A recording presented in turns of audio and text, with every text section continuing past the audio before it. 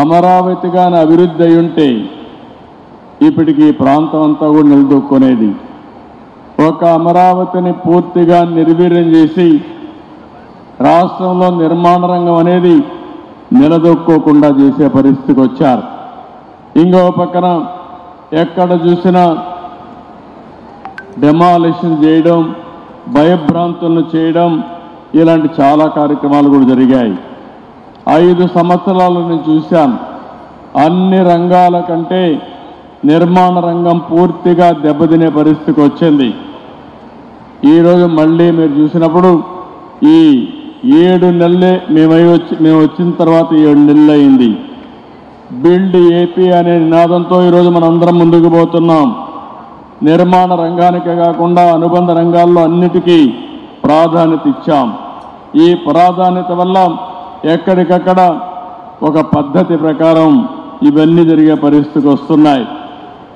మీరు ఒక పక్కన చూస్తే నా జీవితంలో ఎప్పుడూ చూడని విధంగా ఈరోజు భూ సమస్యలు వచ్చాయి. నాకు వచ్చే 100 పిటిషన్లు వస్తే అందులో 60-70 ల్యాండ్ రిలేటెడ్ సమస్యలే వచ్చాయి. రికార్డ్స్ తారుమారు చేశారు, భూ కబ్జాలు చేశారు, ఒకరి భూమిని ఇంకొకరు రాహించారు. కడాన సొంత ఒక ల్యాండ్ టైటిలింగ్ యాక్ట్ కూడా తీసుకొచ్చి ఇష్టానుసారంగా చేస్తే అవన్నీ రద్దు చేసి ఈ ల్యాండ్స్ అన్నీ మళ్ళీ ప్యూరిఫై చేయాలంటే చాలా సమయం తీసుకొచ్చే పరిస్థితి వచ్చింది. నేను మిమ్మల్ని అందరూ కూడా నిర్మాణ రంగంలో ఉన్నారు కాబట్టి ఇప్పుడే తిరుపతిరావు గారు కానీ మీ వాళ్ళందరూ చెప్పారు, ఒక మాట చెప్పారు, మేము తప్పు చేయం, ఎవరైనా మాలో తప్పు చేసే వాళ్ళు ఉంటే గట్టి చర్యలు తీసుకోమని వాళ్ళు కోరారు.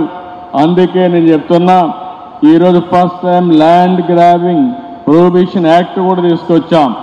ఎవరైనా కానీ ల్యాండ్ గ్రాబింగ్ చేస్తే మాత్రం ఎవరిని వదిలిపెట్టమని చెప్పి కూడా నేను మీకు తెలియజేసుకుంటున్నా.